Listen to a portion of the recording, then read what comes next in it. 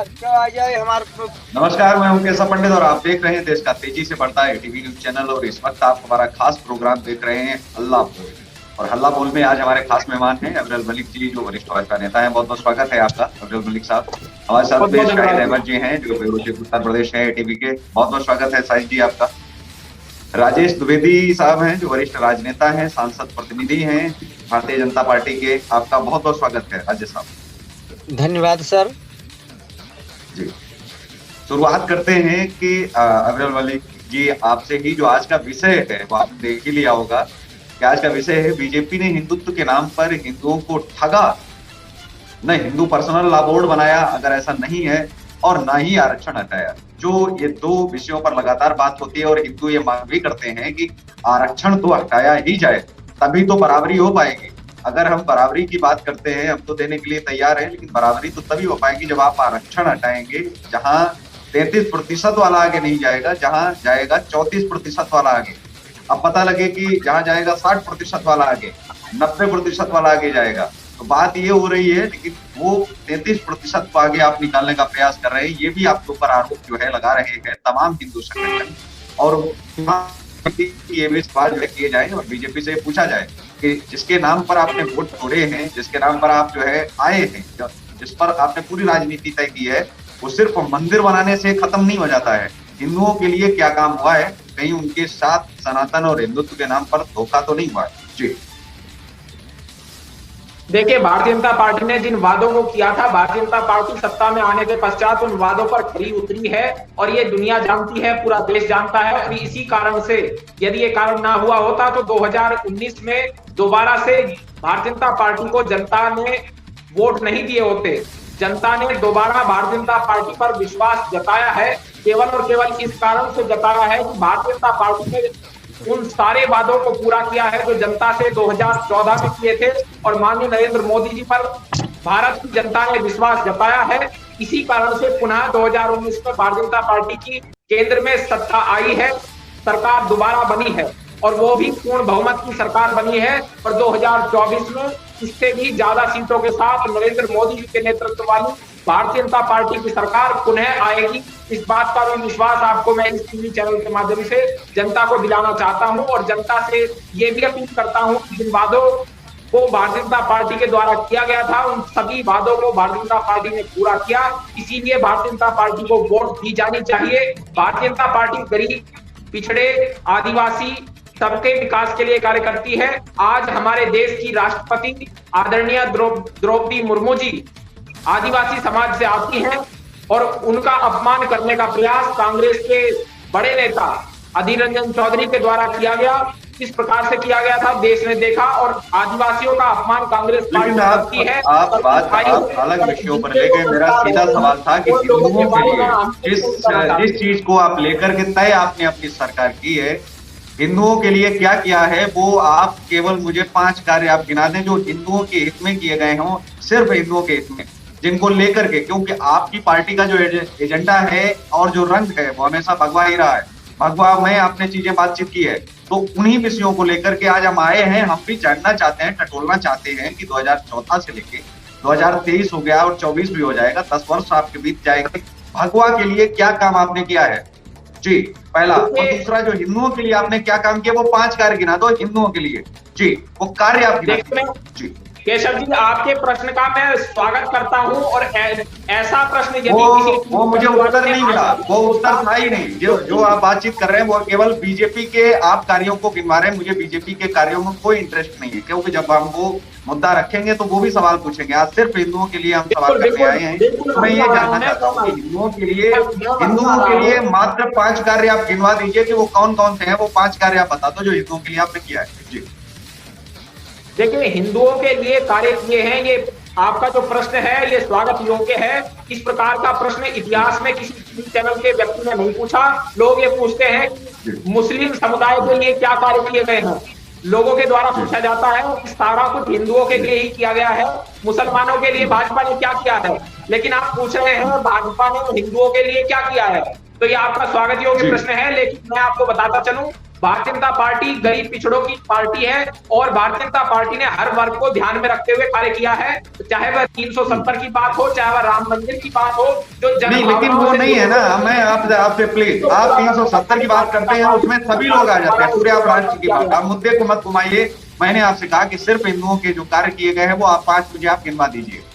अविरल जी, अगर आप जो है जवाब देना चाहते हैं, मुझे 370 नहीं सुनना, मुझे राम मंदिर नहीं सुनना, बिल्कुल नहीं। मैं आपसे जानना चाहता हूँ हिंदुओं के लिए क्या काम हुआ है जिसमें हिंदुओं का शोषण ना हो रहा, वो वाले 5 काम आप गिना। तो मैं यहीं से आगे जो है राजेश द्विवेदी जी के पास जाऊंगा और मैं चाहूंगा कि आप जो है वो 5 कार्य आप गिना जी, क्योंकि आप मुझे सुनाएंगे अलग चीज, मैं आज सुनूंगा नहीं, क्योंकि मैं आज सुनने के मूड में आया नहीं हूँ बिल्कुल भी। कम समय है,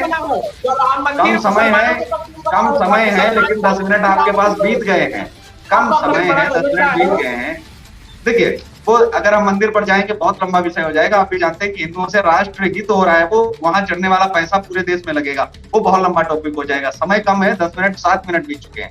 आपसे फिर दोबारा वही सवाल, हिंदुओं के लिए वो बीजेपी ने कौन से 5 कार्य किए हैं जिनको लेकर के आप बताना चाहेंगे, जो हिंदुओं के हित में किए गए हों, जो हिंदुओं के लिए किए गए हैं? भाजपा ने ही अलग जगाने का कार्य किया है, युवराज सिंह जी ने उसमें कार्य किया है, केंद्र के कैबिनेट मंत्री हैं, सबसे बड़ा कार्य यही है। और जनसंख्या नियंत्रण कानून बहुत ही जल्द शीघ्र देश में लागू होने वाला है और अलग अलग तरीके से वो इंप्लीमेंट करने का प्रयास उत्तर प्रदेश की सरकार के द्वारा भी, उसमें जन जागरूकता का कार्य किया जा रहा है माननीय योगी आदित्यनाथ जी के द्वारा, उनकी सरकार के द्वारा, और उत्तर प्रदेश का जो प्रशासन है उसमें भी वो अभूतपूर्व कार्य कर रहा है। और जिस प्रकार से जो आपने प्रश्न पूछे हैं उनका मैं उत्तर दे देता हूँ। चाहे वह 3 तलाक की बात हो, 3 तलाक में मुसलमानों ने, लेकिन हिंदुओं के हित की बात कर रहे हैं ना, 3 तलाक से हिंदुओं का क्या लेना देना?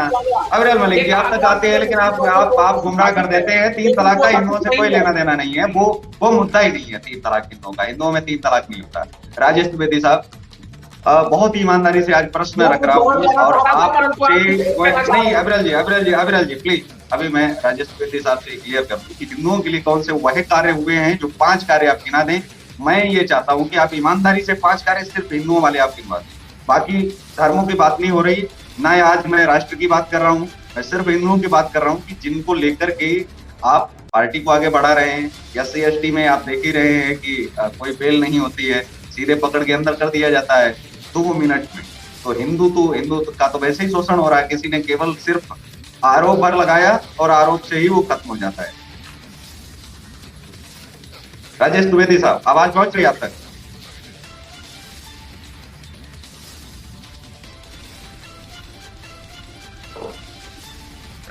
शायद उन तक आवाज नहीं पहुंच रही। शाहिद अहमद जी, हालांकि आप जो है पत्रकारिता से जुड़े हुए हैं लगातार, लेकिन आपको नहीं लगता है कि इस देश में जो सरकारें काम कर रही है राष्ट्र हित में बहुत अच्छे फैसले लिए हैं, उसमें कोई शक नहीं है।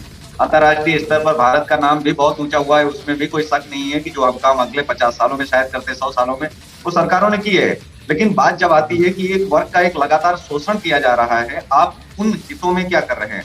आपने देखा कि इस्लाम में ऐसी कुछ चीजें हैं जो कुरीतियां हैं और उनको खत्म कर देना चाहिए। आपने किया, बहुत अच्छा है, देश ने स्वागत भी किया। लेकिन जब बात हिंदुओं के लिए की जाती है कि हिंदुओं के लिए कौन से कार्य किए गए, उनमें ना तो 370 आते, वो तो सभी राष्ट्र के लोगों के लिए रहा, वो कश्मीरियों के लिए रहा होगा, उसमें हिंदुओं का भला कौन सा है?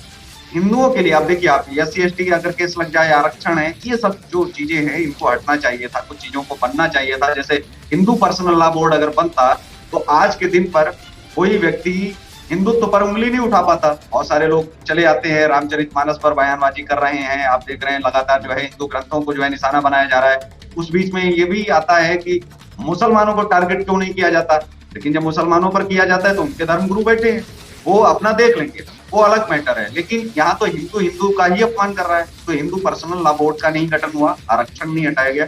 आप कैसे इसको देखते हैं कि सरकारों को और पिछली सरकारों को? जी सर, सरकार को करना चाहिए, क्योंकि देखिए मुस्लिम लॉ बोर्ड है तो इसी तरीके से हिंदू लॉ बोर्ड भी होना चाहिए। अब ये अविरल साहब ने कहा कि हमने 370 धारा 370 हटाई या जनसंख्या कानून नियंत्रण, तो सर ये तो जनसंख्या की कमी है सर, नेटवर्क की कमी है, बात साफ नहीं आ रहा सर। जी अभी आ रहा होगा जी, साहिब जी के पास में आप तक ही आ रहा हूँ, साहिब जी के बाद आपके पास ही आ रहा हूँ। नेटवर्क की कमी है सर, थोड़ा सा अपने यहाँ से चेक करें सर, नेटवर्क दिक्कत हो रही है सर। नहीं, आपकी आवाज बहुत बढ़िया आ रही है, आपकी आवाज आ रही है। आपका नेट एक्चुअली वीक है, बाकी सभी लोग एक दूसरे के साथ टच में हैं जी। यहाँ नेट का कोई प्रॉब्लम नहीं है, थोड़ा सा इश्यू है, लेकिन आपकी आवाज आ रही है, कोई चिंता वाली बात जी। सर, अब्दुल साहब ने कहा कि हमने धारा 370 हटाए कि जनसंख्या नियंत्रण कानून हम लाए, राम मंदिर बनाए। तो सर, राम मंदिर बनाया ये तो हिंदुओं के सभी वर्ग के लिए बनाया, धारा 370 हटाई ये तो सभी वर्गों के लिए है। और अगर नियंत्रण जनसंख्या नियंत्रण कानून बनाने जा रहे हैं तो ये भी सभी वर्गों के लिए है। लेकिन मुद्दा वही आता है कि बीजेपी की सरकार होने के नाते हिंदुओं के लिए क्या किया, ये सवाल है। ये मुद्दा सवाल नहीं है, ये मुद्दा भी है, क्योंकि आज हर इंसान ये कहता है कि मुस्लिम लॉ बोर्ड है, लेकिन हिंदुओं के लिए क्या बनाया? देखिए, वो पत्रकार है, आप पत्रकारों से तो ऐसा सवाल नहीं कर सकते ना, वो केवल विश्लेषण करने के लिए बैठे हैं। आप अपना हिंदू मुस्लिम आपकी पार्टी के लोग कर सकते हैं, लेकिन पत्रकारों से आपका कोई ऐसा सवाल नहीं हो सकता। हम लोग विश्लेषण करने के लिए यहाँ बैठे हैं कि आप कितने सही हैं और कितने गलत हैं। आपका कोई काउंटर क्वेश्चन हमारे ऊपर हो ही नहीं सकता जी। हाँ साहिब जी, प्लीज कंटिन्यू, बताएं। अब्दुल साहब, जब आप बोलते हो तो आप बात जारी रखिए, आप बात जारी हमें भी आप खामोशी से सुनिएगा जी। तो सर, इनको ये देखना चाहिए कि जब बीजेपी की सरकार है तो हिंदुओं के लिए इनको एक लॉ बोर्ड बनाना चाहिए, जिससे कि जैसे मुस्लिम लॉ बोर्ड है उसी तरीके से हिंदू लॉ बोर्ड भी होना चाहिए। लेकिन 2019 में भी जीते, 14 में भी जीते, लेकिन अभी तक कोई भी हिंदुओं के लिए इन्होंने कोई ऐसा एक्शन नहीं लिया, कुछ भी ऐसा नहीं किया, कदम नहीं उठाया है। बिल्कुल, वो बार-बार हताश होते हैं। राजेश द्विवेदी जी के पास होते हैं। राजेश द्विवेदी साहब, आवाज पहुंच रही है आप तक? साहिब साहब, आप तक आते हैं? राजेश द्विवेदी साहब, आवाज पहुंच रही है आप तक? मुद्दा है बीजेपी के लिए सर, ये मैं राजेश द्विवेदी साहब, आवाज पहुंच रही है आप तक? हिंदू तब के लिए क्या किया? अब अगर यही सवाल इनसे करते हैं तो कभी धारा 370 तक पहुंच जाते हैं। साई जी, राजेश द्विवेदी जी से हम सवाल ले लेते हैं। साई, राजेश साहब, आप तक आवाज पहुंच रही है हमारी? जी, आवाज पहुंच रही साहब जी।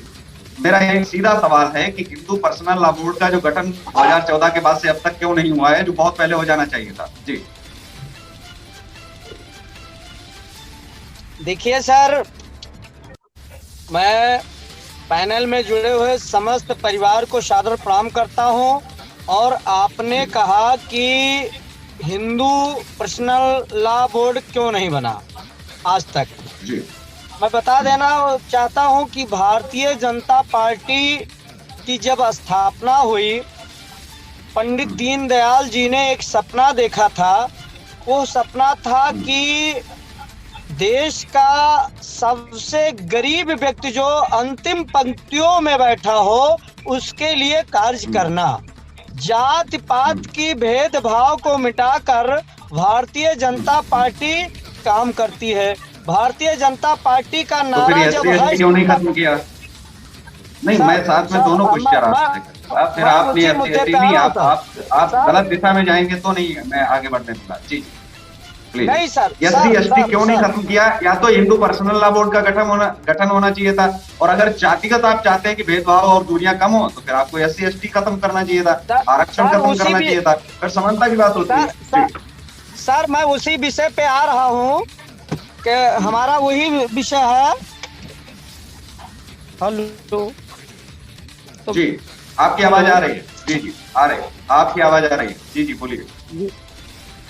हमारी आवाज आपकी आ रही है? हमारा कहने जी, बिल्कुल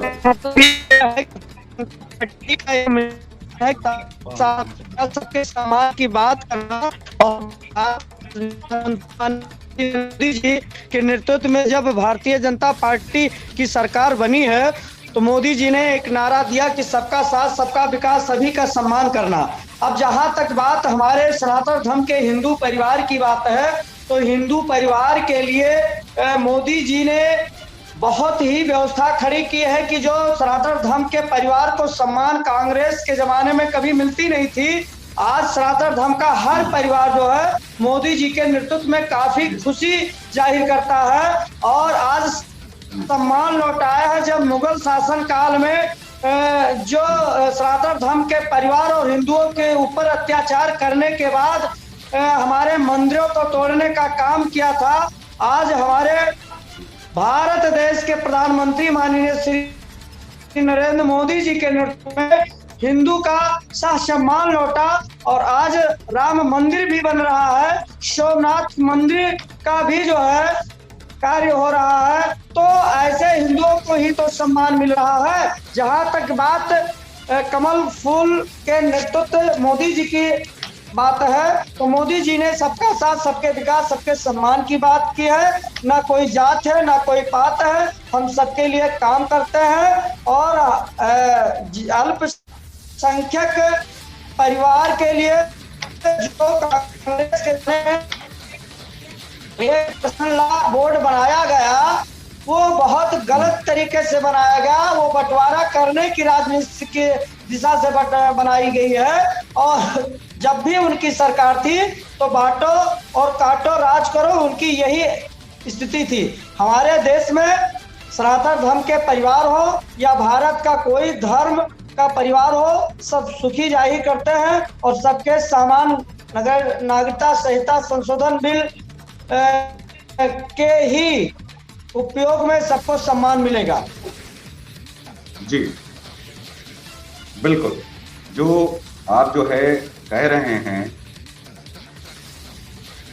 जैसा कि बताया इन्होंने कि जो है ये कार्य किया गया कि बोर्ड जो बनाया है मुस्लिम पर्सनल लॉ बोर्ड, वो कहीं ना कहीं अन्य पार्टियों ने बनाया, लेकिन हम नहीं ऐसा कुछ करना चाह रहे हैं। तो शोषण कहाँ रुका? जब बात धर्म की आती है तो उन पर जो है सभी लोग मौन हो जाते हैं और सभी लोग चुप भी हो जाते हैं। तो ये प्रश्न करना भी बहुत ही वाजिब हो जाता है और जरूरी भी हो जाता है कि क्या देश में चल रहा है। हमारे साथ में मनोज कुमार जी जुड़ चुके हैं, जो रक्षक फाउंडेशन के राष्ट्रीय अध्यक्ष हैं, संस्थापक हैं। बहुत बहुत स्वागत है आपका। धन्यवाद केशव जी। उपस्थित सभी साथियों को मेरा नमस्कार। आज का जो सवाल है वो आप देख रहे होंगे, यही एक सवाल है कि बीजेपी ने हिंदुत्व के नाम पर हिंदुओं को ठगा।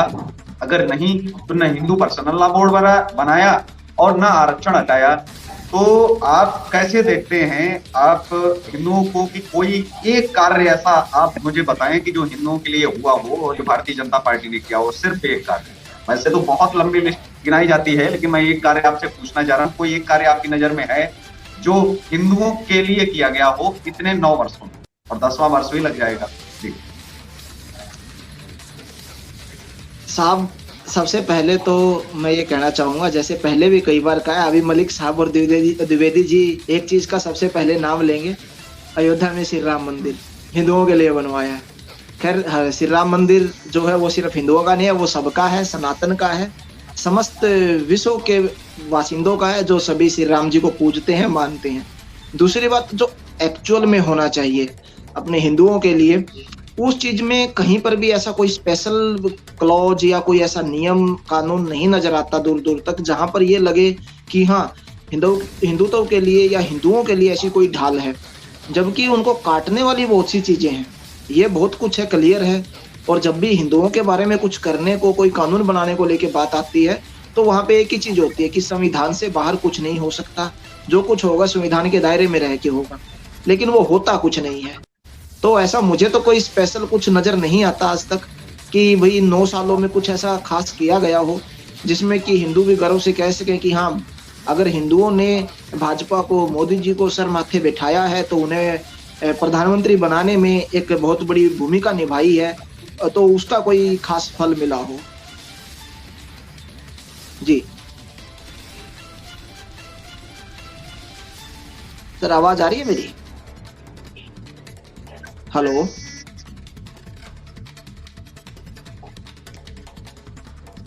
जी आवाज आ रही है आपकी भाई साहब? जी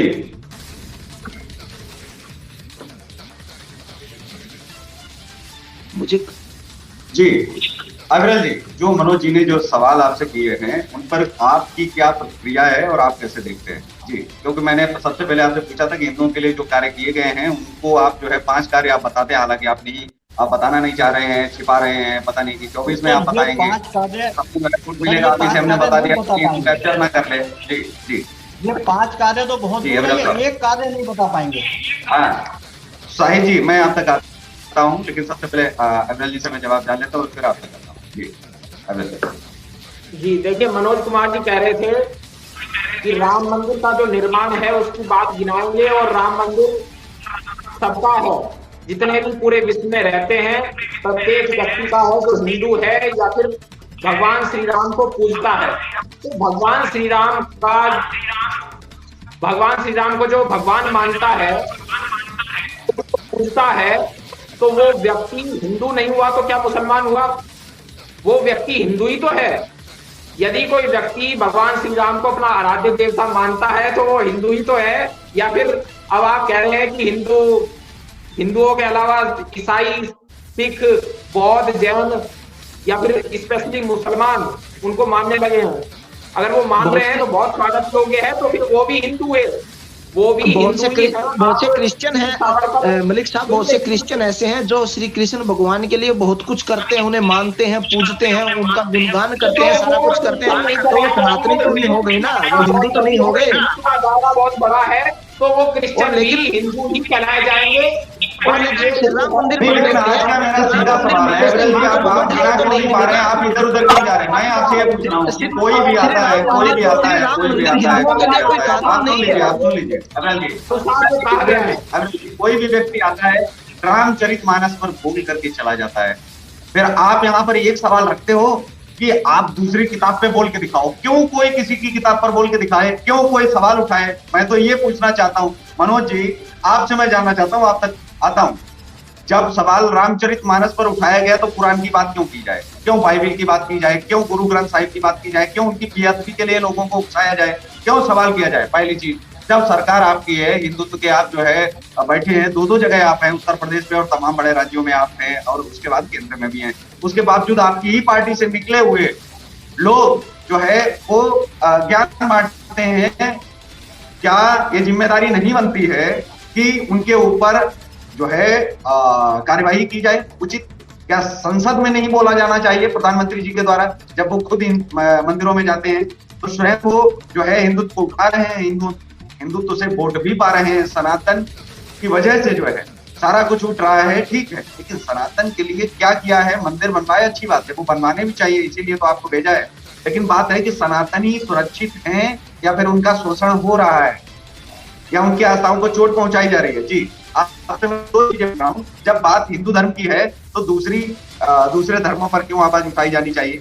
मैं तो आपसे ये जानना चाहता हूँ, आप सहमत हैं कि दूसरे धर्मों की बात की जाए? क्यों की जाए? क्यों उठाया? उठाने वाला व्यक्ति कौन है? हिंदू। और शोषित जो व्यक्ति है वो भी हिंदू, पीड़ित, जिसकी आस्था को उठाया जा रहा है। जी, कांग्रेस की जब सरकार थी जी, और कांग्रेस ने जब मुस्लिम पर्सनल लॉ बोर्ड बनाया और कांग्रेस के लोग हिंदू और सनातन धर्म के परिवार थे, तो उसी वक्त उन्होंने जिस प्रकार मुस्लिम लॉ बोर्ड बनाया और बांटा, तो उनको हिंदू लॉ बोर्ड बनाना चाहिए था। नहीं बनाया तो आपकी जिम्मेदारी है ना, इसीलिए वो तो कहते हैं कि हम मुसलमानों के लिए बहुत कुछ कर रहे हैं। मैं वही तो सवाल कर रहा हूँ। हमारी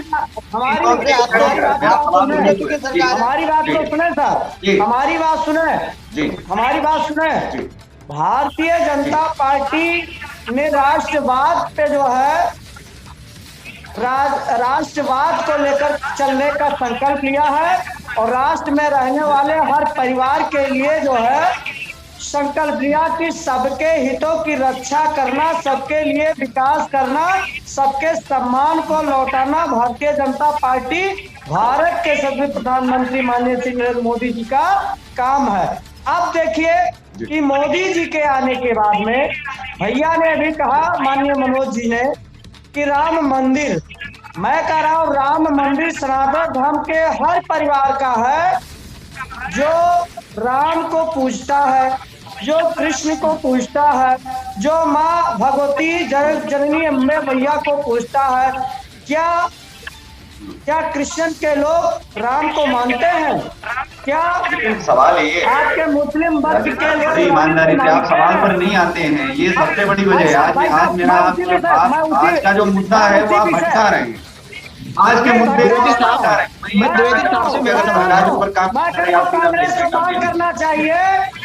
कांग्रेस को मांग करना चाहिए कि हिंदू के लिए भी जो है क्यों कांग्रेस को मान करना चाहिए? आपको वोट हिंदुओं ने किया है, नहीं आपको वोट किसने किया? आपको वोट हिंदुओं ने किया। आवाज उठानी चाहिए। सनातन धर्म का हर परिवार मोदी जी के नेतृत्व में काफी खुश है, और मोदी जी सनातन धर्म के परिवार हो या राष्ट्रवादी विचारधारा से मनोज जी, आप सवाल कर सकते हैं। राजेश जी, परिवार उनके सम्मान की बात करते हैं और कभी आज नहीं आने देंगे। 370 द्विवेदी साहब, मेरे को एक बात बताइए, हिंदू के सम्मान को लौटाने का काम जो है राष्ट्रवाद पर काम हमारे भारत के सभी प्रधानमंत्री माननीय श्री नरेंद्र मोदी जी ने किया। मैं तो कह रहा हूँ देश का बंटवारा करने के पश्चात में कांग्रेस ने ही, जब भारत और पाकिस्तान का बंटवारा हुआ तो द्विवेदी साहब एक मिनट सुनिए भाई साहब, आप ये बताइए, सुनिए, नहीं सुनिए, कांग्रेस ने क्या किया? कांग्रेस ने क्या किया उसको कब तक पीटते रहेंगे? कांग्रेस ने क्या किया और क्या नहीं किया, कब तक उसी को पीटते रहेंगे आप? कांग्रेस ने, ये बात पहले भी हो चुकी है, कांग्रेस ने अगर सीना ठोक के मुस्लिम पर्सनल लॉ बोर्ड बनाया है तो भाजपा सीना ठोक के हिंदू लॉ बोर्ड क्यों नहीं बनाती?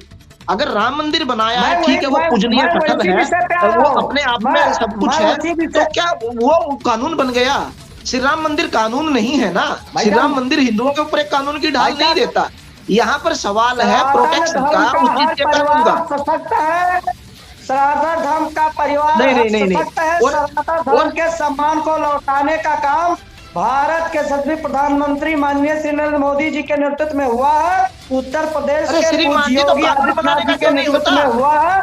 नहीं, तो कानून बनाने का क्यों नहीं होता? बहुत सी चीजें ऐसी हैं जिसकी किसी ने डिमांड ही नहीं करी और आप लोगों ने वो भी कर दी है। कृष्ण के मंदिर को बनने के लिए जो है लोग लालायित है, जल्दी कृष्ण मंदिर भी बनेगा मथुरा में। आप देखिए, सुनिए, मेरा एक सवाल का जवाब दीजिए आप मेरे को। आप कह रहे हैं कि कांग्रेस सवाल क्यों नहीं उठाती, कांग्रेस मांग क्यों नहीं करती? ठीक है साहब, अगर मांग करेगी तो कर देंगे, जो मांग की जाएगी चाहिए कांग्रेस को ना। ठीक है, कांग्रेस ठीक को है, करना चाहिए, विपक्ष को करना चाहिए कि अरे तो सुनिए ना द्विवेदी साहब, सुनिए ना, मांग करने से आप उसको पूरा कर देंगे ना। अगर मांग करने से पूरा करेंगे तो इतने लोग, इतने कर्मचारी पेंशन की मांग कर रहे हैं, पेंशन की मांग कर रहे हैं, इतने लाखों कर्मचारी पेंशन की मांग कर रहे हैं, हिंदू के सम्मान की बात की जाए, हम तो कह रहे हैं मांग करें ना। नहीं, कांग्रेस करेगी। ऐसे कहता हूँ लोग किसी के सम्मान नहीं, उससे कोई फर्क नहीं पड़ता। आप सुनिए ना, मैं आपसे अविरल जी इस चीज पर जवाब देना चाह रहे हैं, मैं अविरल जी को रखता हूँ। केशव जी, मैं दोबारा जुड़ रहा हूँ, शायद कुछ नेटवर्क का इश्यू है या क्या? मैं एक बार दोबारा जुड़ रहा हूँ, एक ही सेकंड में लीव करके दोबारा जुड़ रहा हूँ मैं अभी, 1 मिनट बस। अविरल साहब जी, देखिए केरल के जो गवर्नर हैं, आज ये बार बार कांग्रेस को सोचते हैं, कांग्रेस की सरकार कर रही है। अगर कांग्रेस ने लॉ बोर्ड बनाया तो आप हिंदू लॉ बोर्ड बनाइए, उसे हिंदू कहा जाना चाहिए, तो उनको हिंदू कहलाने में कोई आपत्ति नहीं है। मैं कह रहा हूँ कि मुझे भी हिंदू कहा जाना चाहिए। आप दोबारा से, मैं उत्तर आपका सुन नहीं पाया। हिंदू कहलाने में अपने आप को शर्त सुन नहीं पाया, आप दोहराएंगे, आप दोहराएंगे, मेरी आवाज आ रही है, मैंने कहा कि आप दोहराएंगे। आप तो कहता हूँ, लेकिन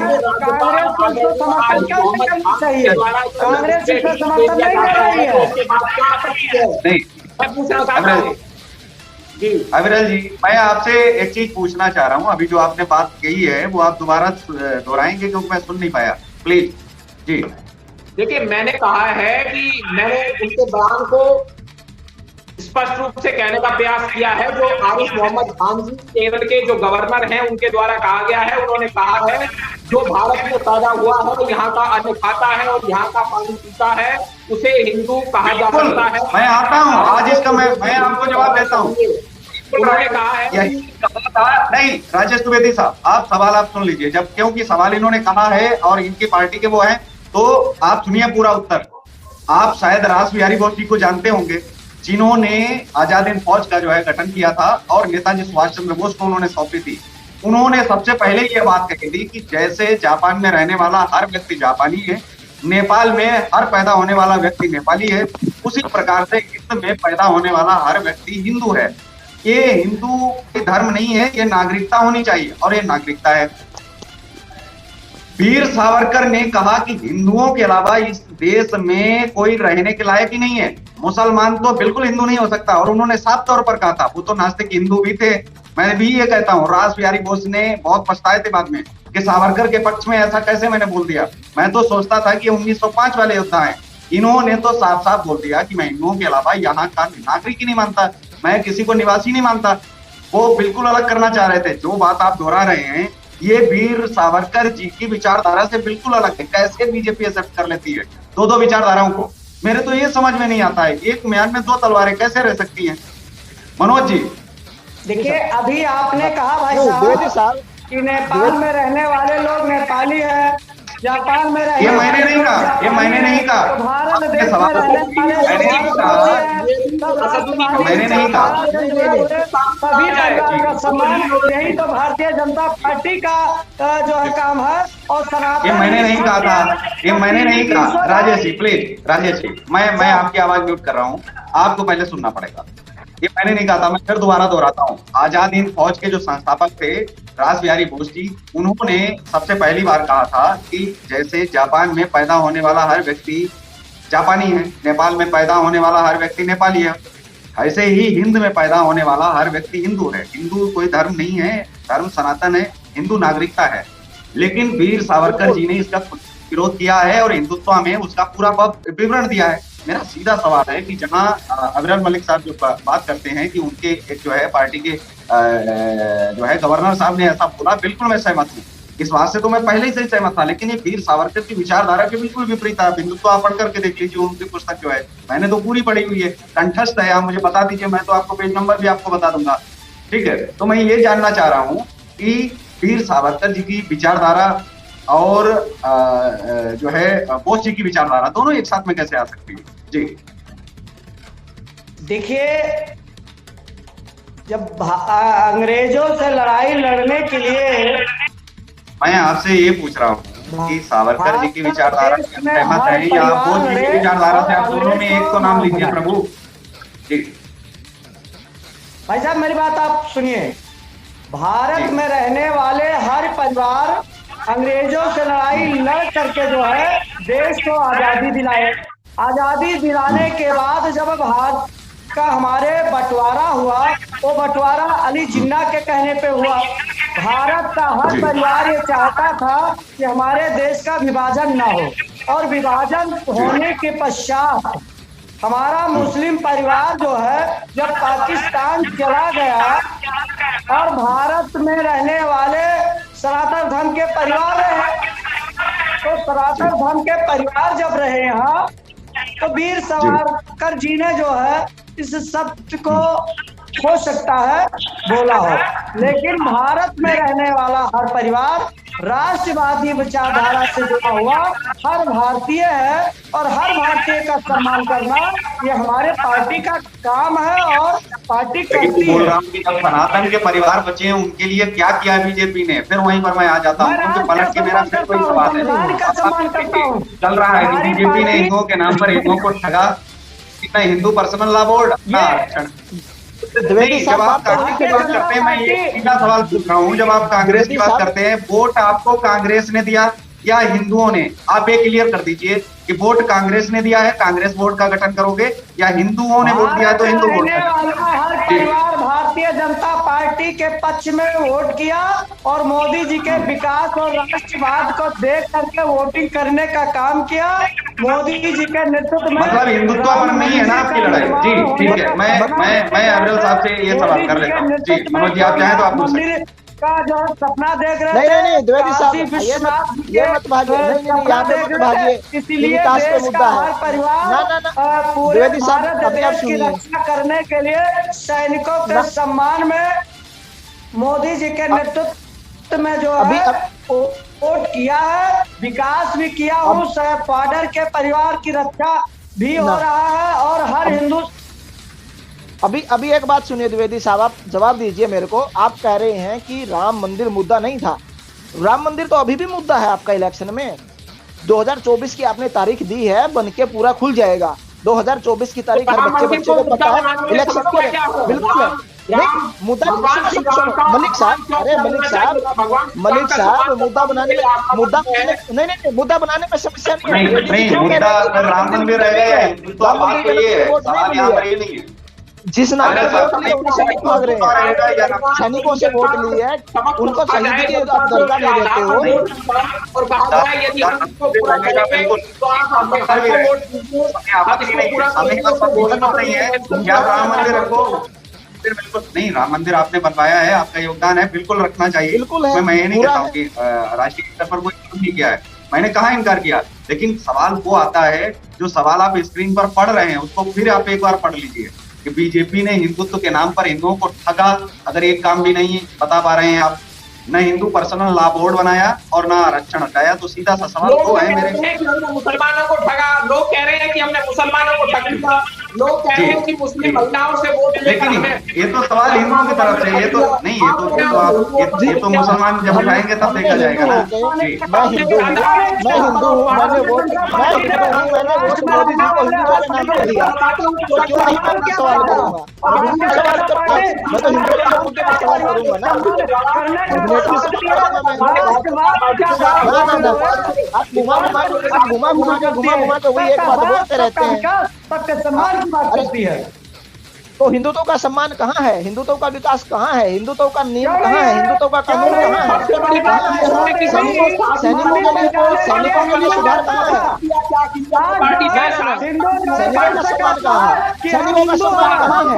कहाँ है सैनिकों का सम्मान? कहाँ सैनिकों को शहादत दे रहे हैं? सैनिकों का सम्मान कहाँ है? आप सैनिकों का सम्मान बताइए कहाँ है? अरे मलिक साहब, उसका स्वागत किया जाना चाहिए। सुनिए मलिक साहब, कहाँ है हिंदुत्व का सम्मान? कोई कानून नियम कुछ है? कहाँ है सैनिकों का सम्मान? कोई सम्मान है सैनिकों का? कहाँ पे है? चलिए आप सुन लेते हैं, घुमाते हैं तो घुमाते रहिए, सवाल स्पष्ट है। मैं सुन लेता हूँ अमरल जी को, अमरल साहब क्या बताने की कोशिश कर रहे हैं। का सम्मान छिपा है अथवा नहीं है, बताइए मेरे को साहब। दो बात सीधी बता दीजिए, बता दीजिए मलिक साहब। एक चीज, हिंदू पर्सनल लॉ कहाँ है? हिंदुओं के लिए नियम कहाँ है? दूसरी चीज, आरक्षण का क्या करेंगे? एक हिंदू जनरल कैटेगरी का, स्वर्ण कैटेगरी का है, कोई भी कैंडिडेट है, एक स्टूडेंट है, वो 100 में से 85 नंबर लेके पीछे रह जाता है क्योंकि वो जनरल कैटेगरी में आता है। एक SC ST कैटेगरी का है जो 22 नंबर लेके अव्वल आ जाता है क्योंकि वो आरक्षण से उसको सुविधा मिली हुई है। दो चीज। तीसरी चीज, अभी द्विवेदी साहब सैनिकों के लिए कह रहे थे, सैनिकों के सम्मान की बात कर रहे थे। सैनिकों का सम्मान कहाँ है? किसी भी पुलिस थाने में तो बेचारे सैनिक को बुलाते पीट दिया जाता। Let me finish please. किसी भी थाने में पुलिस वाले साले बुला के उसको एक फौजी को पीट देते हैं, क्या यही सम्मान है सैनिकों का? एक सैनिक के घर में चोरी होती है और 3 महीने वो लोग आज जेलों में भी बंद नहीं है, वो सैनिकों के परिवार के साथ, छोड़िए सैनिकों के साथ ऐसा हुआ है और आज तक किसी को सजा नहीं हुई। एक व्यक्ति को 9 वर्षों में एक व्यक्ति को सजा नहीं हुई। नोएडा का साहब एक मामला था, मैं बताता हूँ। एक रिटायर्ड कर्नल थे, किसी ने ST के मुकदमे में उनके खिलाफ कंप्लेंट। द्विवेदी साहब एक मिनट प्लीज। द्विवेदी साहब एक मिनट। सम्मान होना चाहिए, द्विवेदी साहब एक मिनट। आरक्षण मिलना चाहिए जो गरीबी में। द्विवेदी साहब एक मिनट, मैं भारत के पूरा कर रहा हूँ। प्रॉब्लम ये है कि जब कहा जाता था ना, एक बड़ा बयान मुझे याद आ रहा है, सवाल ही नहीं सुन सकते। बड़ा बयान मुझे याद आ रहा है कि कांग्रेस वाले कुछ बोलते नहीं, और वो आप समझ गए कि इस समय बीजेपी पार्टी है, रुकते नहीं है। तो अभी जो है ये भी एक समस्या है, तो ना बोला जाए या रुकना ना जाए, तो मेरे समझ में नहीं आता कि काम की गति भी इतनी ही तेज होनी चाहिए। वैसे कांग्रेस को उठाना चाहिए। कांग्रेस के ही शासनकाल में हमारे संविधान में लिखा है कि 10 साल के बाद आरक्षण हटा देना चाहिए। मैं तो कहता हूँ प्रस्ताव कांग्रेस है और 10 साल के जो अरे भैया माननीय आदरणीय द्विवेदी साहब, को हटा चलाना चाहिए प्रस्ताव ना। कांग्रेस ये कौन सा तरीका है? द्विवेदी साहब, जब 370 को हटा सकते हो तो आरक्षण क्यों नहीं हटा सकते? द्विवेदी साहब, जब 370 हटा सकते हो तो आरक्षण क्यों नहीं हटा सकते? कि कांग्रेस ने ये किया, कांग्रेस का कब तक रोनर होते रहोगे आप? सरकार जब आती है आप बनाइए ना, हिंदू लॉ बोर्ड बनाइए। कांग्रेस ने अगर मुस्लिम लॉ बोर्ड बनाया तो आप बनाइए ना, हिंदू लॉ बोर्ड बनाइए। क्यों नहीं किया? तभी तो भाजपा को लाया गया। सरकार आपकी है, आप बनाइए। 9 साल में क्या किया आपने? आपने 9 साल में हिंदू के लिए किया क्या है आपने? All India Muslim personal law board का क्या औचित्य है? किस लिए ये बना हुआ है? तो हटाइए ना, हटाइए ना, तो हटाइए ना, बंद कीजिए ना। ये तो कोई जवाब ही नहीं हुआ, ये तो कोई जवाब भी नहीं हुआ। नहीं तो भी हंस रहे हो, कैसे आपको बिठाया है? आप हटाइए ना, आपको किसने रोका? मुस्लिम पर्सनल लॉ बोर्ड आप नहीं हटा सकते, आप हटा दीजिए। शाहिद अहमद जी तो उसमें भी सवाल उठा रहे हैं, वो तो हालांकि पत्रकार हैं और किसी जो है मुस्लिम प्रवक्ता के तौर पर नहीं आए ना, तो किसी पार्टी से आए। आप अगर उनको बता रहे हैं तो वो तो साफ बोल रहे हैं। भाई मैं कहता हूँ अगर गवर्नमेंट है, बोर्ड खत्म कर दीजिए, उनको क्या फर्क पड़ता है? मुस्लिम लॉ बोर्ड अगर सही नहीं लगता तो उसको खत्म कीजिए ना। आप हिंदू लॉ बोर्ड बनाइए, बना के क्यों नहीं? 9 साल से आप क्या कर रहे हैं? नहीं, अगर बोर्ड गलत है कोई तो आप हटाइए, और अगर बनना चाहिए तो फिर आप हिंदुओं के लिए भी बनाइए। जी मैं 2 सवाल करना चाहता हूँ, कृपया शांति से सुनिए। सिर्फ 2 ही सवाल बोलूंगा, जवाब दीजिएगा। मैं बीच में मतलब खिचड़ी नहीं आप 2 करना सवाल चाहता। करो या 3 सवाल करो, ये जाने कांग्रेस पे ही है, जाने वहीं पे, लेकिन मैं फिर भी बड़े सम्मान के साथ द्विवेदी साहब मलिक साहब 1 सेकंड प्लीज। बड़े सम्मान के साथ मैं कहता हूँ, द्विवेदी साहब ने कहा कि आरक्षण कांग्रेस के टाइम पे था और उसमें लिखा हुआ था कि 10 साल में आरक्षण खत्म हो जाना चाहिए। द्विवेदी साहब प्लीज यार बोलने दो ना, यार बोलने दो ना, अब सवाल ही नहीं सुन रहे। सही सवाल करो तो ये बोलने नहीं देंगे। ये गलत है, ये गलत है। आप किसी सुनिए ना ना, ये हेल्दी का काम करते नहीं नहीं हैं, ये हेल्दी डिबेट नहीं है, मंदिर ये हेल्दी डिबेट नहीं है, करते हैं जिससे मुगलों ने। ये हेल्दी डिबेट नहीं है। 2 सवाल सुन लीजिए। अब मुगलों पे आ गए, द्विवेदी कभी साहब, कांग्रेस कभी मुगल, हाँ। कभी कांग्रेस कभी मुगल, ये जाएंगे ही उन पे जहाँ पे डिबेट का मतलब ही नहीं समझ रहे। सवाल क्या किया है अहमद जी, ये सब अहमद हमारे जी, एक चेयरमैन जी ने। 1 मिनट, 2 सवाल हैं। द्विवेदी साहब ने कहा कि आरक्षण कांग्रेस के टाइम में 10 साल के लिए था, उसे खत्म क्यों नहीं किया? ठीक है, एक इसका मेरे लिए है कि जब 10 साल का संविधान में लिखा हुआ था कि 10 साल में हट जाना चाहिए, तो जब 370 को आप लोग संविधान, अरे द्विवेदी साहब सुन लो ना, अरे सुन लो ना, अरे सुन लो ना भाई, आप सुनो ना, एक बार सुन ही नहीं सकते? तो जब आरक्षण के ऊपर बात आती है, 370 को आप हटा सकते हैं बहुमत ला के या जैसे भी पास करवा के, तो आरक्षण को हटाइए, किसने रोका है? दूसरी चीज, मलिक साहब ने कहा कि मुस्लिम पर्सनल लॉ बोर्ड का औचित्य कुछ नहीं है। तो औचित्य नहीं है तो या तो उसको भी हटा दीजिए, और अगर उसको नहीं हटा सकते तो साहब 1 सेकंड प्लीज फिनिश, और अगर उसको मुस्लिम पर्सनल लॉ बोर्ड को नहीं हटा सकते तो हिंदू के लिए कुछ बना दीजिए, और वो भी नहीं कर सकते तो दोनों को खत्म करिए। एक संविधान के अनुसार पूरे देशवासियों को चलाइए। 2 सवाल है, मुश्किलात क्या है? कुछ भी नहीं है, क्यों नहीं कुछ भी कर रहे? लेकिन घुमाइएगा मत गोल गोल, सीधे सवाल है, स्पष्ट। पूछ लिया और मैं उसका उत्तर दे देता हूँ। देखिए, जो आपने हटाने की बात कही है वो निश्चित तौर पर भविष्य में हटाया जाएगा, उसमें फैसला आएगा। और जिस प्रकार से जो जिहादी तत्व हैं उनके द्वारा कार्य किए गए, जो जिहादी तत्वों के द्वारा दिल्ली को जलाने का प्रयास किया गया, अब वो कौन है, मुस्लिम है, कौन है, वो आपको मालूम होगा। प्रधानमंत्री महिलाओं को देने का काम किया, नाम पर जिस प्रकार से शाहीन बाग का धरना सालों तक चला, तो उसका जवाब कौन देगा? उसका आप जवाब दीजिए। जो एक पत्रकार महोदय बैठे हुए थे, जो कह रहे थे कि जाना ही ने मुसलमान पर है, जाना ही ने शाहीन बाग पर है, जाना ही ने कांग्रेस पर है, ये उसका जवाब दे। वो शाहीन बाग का आंदोलन ये तो सवाल ही नहीं है, ये तो सवाल ही नहीं है। सवाल सिर्फ इतना है, सवाल सिर्फ इतना है, मुस्लिम पर्सनल लॉ बोर्ड हटा दीजिए या हिंदू सवाल तो सीधा है ना। और आरक्षण अगर 10 साल में हटना चाहिए था तो उसे हटा दो। क्यों नहीं मुद्दा जो है नहीं, द्विवेदी साहब आपका तो राग अलग रहता है, अलग से ही रहता है द्विवेदी साहब का। तो हो गए महिलाओं का सम्मान। अरे महिलाओं के साथ भी बलात्कार तो अभी भी हो रहे हैं, किसको सजा मिल रही है?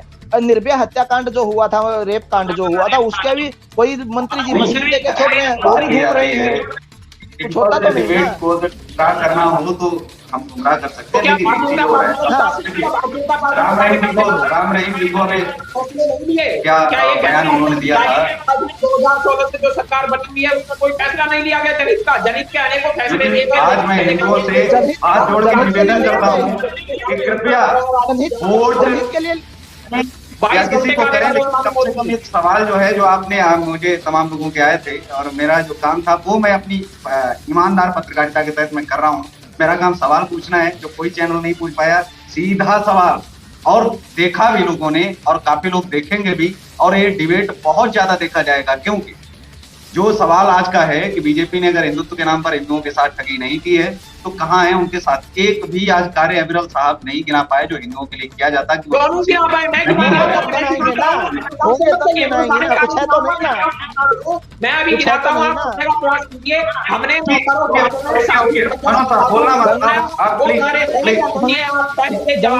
गंगा और उसकी सहायक नदियों की सफाई के नाम मनोज साहब वो बीमार हैं।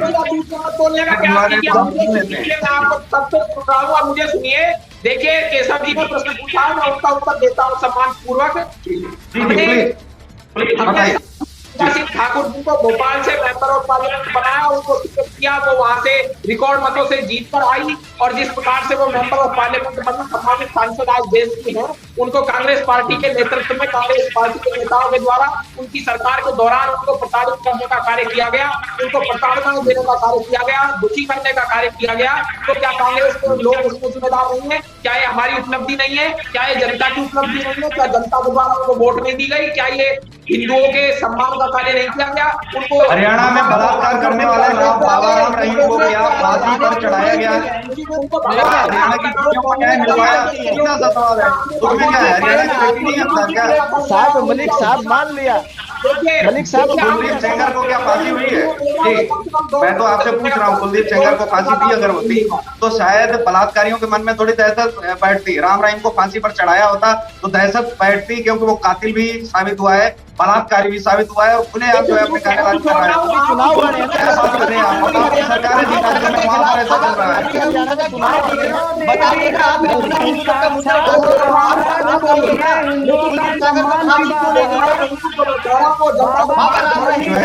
थोड़ा सा कहीं ना कहीं पर जो है हम आगे बातचीत और चर्चाएं भी करेंगे। आज का प्रयास यही था कि जब हम दूसरी सरकारों पर जाते हैं, देखिए कांग्रेस वही गलतियां तो आप भी कर रहे हैं, फिर अंतर क्या है आप में और कांग्रेस में? कांग्रेस हटाकर तो आपको लाइए। सब एक ही थाली के चट्टे बट्टे हैं साहब, एक ही थाली के चट्टे बट्टे हैं। अभी एक ही थाली के चट्टे बट्टे हैं, कोई थोड़ा सा कम है तो कोई थोड़ा ज्यादा है, उतना ही फर्क है। कोई थोड़ा बड़ा है तो कोई थोड़ा छोटा। अभी राम रहीम को छोड़ा गया है, तो राम रहीम को छोड़ने के पीछे का मुद्दा पॉइंट मैं बता देता हूँ। हरियाणा में अभी चुनाव आने वाले हैं और राम रहीम के जो अनुयायी हैं वो बहुत बड़ा इस चीज को प्रभावित करते हैं, उस मकसद के पीछे उनको छोड़ा गया है वो मुद्दा। तो हिंदुत्व का नियम बताइए ना साहब, क्यों नहीं आप साध्वी प्रज्ञा को न्याय दिलाने से नहीं होगा ना, कुछ तो होना उनके लिए। एक साध्वी प्रज्ञा में क्या होता है? कुछ क्लॉज बता दीजिए, आर्टिकल बता दीजिए। तमाम हिंदुओं को छोड़ा गया है, कांग्रेस ने भी बहुत सारे हिंदुओं की मदद की है। अगर ये साध्वी प्रज्ञा से सभी हिंदुओं की बात कर रहे हैं, एक पॉइंट है, मैं हिंदू होने के नाते, मैं हिंदू होने के नाते जानना पार्टी में है। साध्वी प्रज्ञा को आपने बचाया, बहुत अच्छा किया, लेकिन एक सवाल है, साध्वी प्रज्ञा को जिन्होंने जिताया है, जिन्होंने वोट दिया, उनके लिए क्या किया? सवाल तो मेरा फिर वही आएगा कि उनके लिए क्या किया जिन्होंने आप सब लोगों को सत्ता में खड़ा किया है, आज इस लायक बनाया कि आप बात कर पाते हैं। ठीक है, तो सांसद वो साध्वी प्रज्ञा सिंह ठाकुर जी जनता के बीच से सांसद है ना, वो मतदाता की मैं उनके लिए बात नहीं कर रहा। आप एक नाम मान लिया साध्वी प्रज्ञा जी का मामला मान लिया,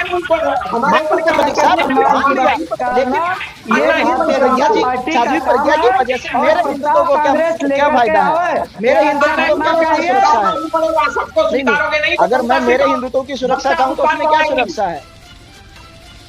अगर मैं कहीं पे कोई पूछता हूँ कि मेरे लिए हिंदू होने के नाते मेरे ऊपर क्या सुरक्षा है, कौन से आर्टिकल के तहत मैं हिंदू होने के नाते सुरक्षा प्राप्त कर सकता हूँ, मेरा कौन सा बोर्ड है, कौन सा नियम है, क्या है बताइए ना।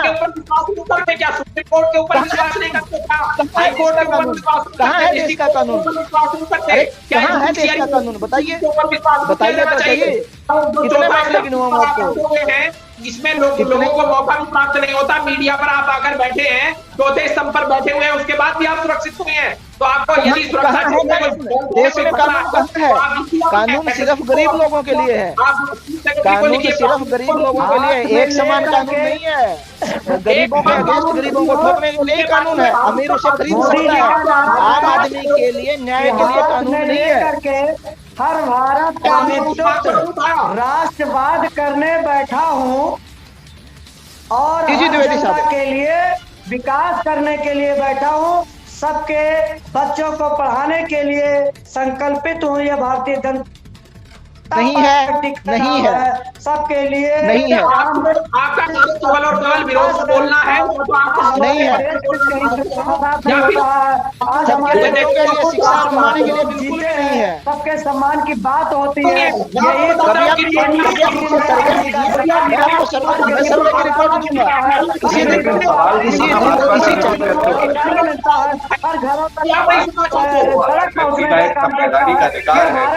प्रधानमंत्री माननीय नरेंद्र मोदी ने काम किया है। उत्तर प्रदेश के सवाल करता है वो इसलिए करता है तो उनसे पूछा जाता है कि आपने वोट भाजपा को क्यों दिया, सबके साथ तो वो सवाल आपसे ही करेगा।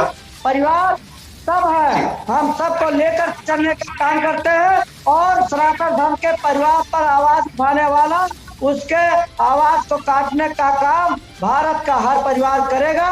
और जहां तक स्वामी प्रसाद मौर्य पर क्या कार्रवाई हुई? प्रभु श्री राम चरित्र जी के प्रभु श्री राम चरित्र मानस जी के ऊपर टिप्पणी की गई है। निश्चित है उनके अंदर डीएनए टेस्ट कराइए तो वो मुस्लिम का खून कार्रवाई क्या हुई? उनका डीएनए और टेस्ट करवाएगा। वही तो वजह एक बिल ऐसा ला दो कि हम डीएनए टेस्ट करवाने लग जाए तो हिंदू कम से कम वहाँ कल को पर्चा तो दाखिल कर देंगे कि भाई डीएनए करवाओ इनका। बिल्कुल अभी तो वो मना कर देंगे तो उनका कोई डीएनए की बात नहीं करेगा। प्रभु श्री रामचंद्र जी ने कभी हिंदू मुसलमान की बात नहीं की। सबके साथ सबके विकास सबके साथ रहने का काम किया था। वही मोदी जी कर रहे हैं। समाज में लेकिन बात आप ईमानदारी से उत्तर दीजिए। जब डीएनए की बात आती है तो डीएनए तो आप मुसलमानों का भी आप हिंदू ही बताते हैं, ठीक है। आप डीएनए तो मुसलमानों का भी हिंदुत्व ही बताते हैं कि हिंदुओं का डीएनए है। डीएनए तो उनका हिंदू का तो डीएनए हिंदू निकलेगा ही, जाहिर सी बात है। तो फिर क्या करेंगे आप? फिर आगे की कार्रवाई क्या होगी ये मैं जानना चाहता हूँ। रामचरितमानस पर जो बोल गए मिलता हो उनका डीएनए नहीं मिला तो आप कैसे मिलाएंगे औरंगजेब जी से? भाजपा जी तो तुले हुए हैं कि मुसलमानों का भी जो है टीवी चैनल के माध्यम से मैं स्वामी प्रसाद मौर्य जी के डीएनए टेस्ट को कराने के लिए बात करता हूँ और औरंगजेब के परिवार के डीएनए टेस्ट कराने तो निश्चित उन्हीं खानदान के वो व्यक्ति होंगे। पता नहीं उनका नाम। लेकिन औरंगजेब के जो परिवार के हैं आप शायद नाम जानते होंगे, प्रिंस याकूब तुसी। उन्होंने सोने की ईंट रख करके जो अंतिम अभी हैं जो बाबर के ही वंशज हैं और अंतिम प्रिंस हैं, प्रिंस याकूब तुसी ने सोने की ईंट दी है राम मंदिर बनाने के लिए। राम मंदिर के में पहल के निभाने के लिए उन्होंने बड़ी भूमिका निभाई है। कागज और दस्तावेज दिए सुप्रीम कोर्ट को। तो औरंगजेब के खानदान के लोग तो राम मंदिर को बना रहे हैं, तो फिर किसके खानदान से आप जो है उनका रक्त मिलाएंगे? काम करता हो, जो राम राज का सपना देख रहा हो, जो राम राज के लिए विकास करने की कल्पना करता हो, तो राष्ट्रवादी विचारधारा से हिंदू हो या मुसलमान हो, प्रभु श्री राम के मंदिर को बनाने के लिए। लेकिन बात ये आती है कि औरंगजेब के वंशज तो राम मंदिर बनाने में अपनी महती भूमिका निभा रहे हैं। जी मनोज साहब, औरंगजेब के वंशज तो राम मंदिर के साथ में खड़े हैं और उन्होंने प्रिंस याकूब तुसी जी ने साफ कहा है कि जो बाबर के युग में हुआ है उसके लिए हम क्षमा प्रार्थी भी है। साफ बोला और ये जमीन हमारी है, कागज भी उन्होंने सुप्रीम कोर्ट को दिए और पहल भी उन्होंने की कि आप बनाइए इसको। उन्होंने सोने की ईंट भी दी। जो है नरेंद्र मोदी जी से मिले जब फैसला भी नहीं आया था, उन्होंने कहा था कि मैं सहमत हूँ और ये हिंदुओं की आस्था का केंद्र है, यहाँ पर किसी मुसलमान को बोलने का हक नहीं। असदुद्दीन ओवैसी पर भी वो बहुत भड़के और आज भी भड़कते आ रहे हैं। तो प्रिंस याकूब तुसी ने हर बार जो है समर्थन किया है और वो आए भी। जी बिल्कुल उन्होंने पूरा समर्थन किया है, और जितना भी है उस चीज में जो आपने बताई बातें, मैंने भी उनका एक पत्र वायरल हुआ था, मैंने मुझे भी मिला था किसी के माध्यम से, वो चीज थी। लेकिन अगर श्री राम मंदिर तो बन रहा है, अभी द्विवेदी साहब जो मूल प्रश्न है इस डिबेट के उनसे भाग रहे हैं, मूल प्रश्नों के तो जवाब दे नहीं रहे हैं। कभी मुगलों के पास चले जाते हैं, कभी डीएनए के पास चले जाते हैं, कभी कहीं चले जाते हैं, कभी कहीं चले जाते हैं। उन मूल प्रश्नों से क्यों भाग रहे हैं? आतंकवाद उसके घर में पाए गए थे, लेकिन वो काम जो है बोलना चाह रहे हैं, मैं अब्दुल की बात करता हूं। तो ये लोग जो है भारत के हो ही नहीं सकते, भारत के परिवार के रूप में नहीं हो सकते, भारत के लिए सपना विकास के लिए नहीं सोच सकते। हर भारत का यही संकल्प है कि विकास और राष्ट्रवादी विचारधारा का बच्चा पढ़ा लिखा करके आगे बढ़े। यही हमारे भारतीय जनता पार्टी मोदी और योगी जी का सपना है, निष्ठा जी का सपना है, और नड्डा जी का सपना है। तो वह भारत का जब देश का बंटवारा हुआ तो वह भारत के ऊपर प्रश्न चिन्ह लगाने जैसा है। इस प्रकार के कृत्यों को अंजाम नहीं दिया जाना चाहिए। भारतीय जनता पार्टी गरीब पिछड़ों की पार्टी है, हर वर्ग भारतीय जनता पार्टी को वोट देता है, और ये मनोज जी भी ये समझ ले कान खोल करके कि भारतीय जनता पार्टी को 2 बार मेजोरिटी के साथ भारतीय जनता पार्टी जीती। बिल्कुल, लेकिन इस बार आप हिंदुत्व के नाम पर वोट तो नहीं मांगेंगे, सिर्फ आप इतना बताएंगे। नहीं, मनोज जी ने सुन लिया है, कान खोल के सुन लिया ना मनोज जी, आपने कान खोल के सुन लिया ना। हिंदुत्व के नाम पर वोट तो नहीं मांगेंगे। नहीं, एक ही सवाल है, हिंदुत्व के नाम पर वोट तो नहीं मांगेंगे इस बार। एक ही सवाल है, हिंदुत्व के नाम पर वोट तो नहीं मांगा जाएगा इस बार। जी, हिंदुत्व के नाम पर नहीं मांगा जाएगा ना। चलिए, बहुत अच्छा डिबेट रहा, लेकिन जो सवाल हम चाह रहे थे वो नहीं निकल के आए, लेकिन इसी के साथ जो है हमें बंद जो है करना पड़ रहा है।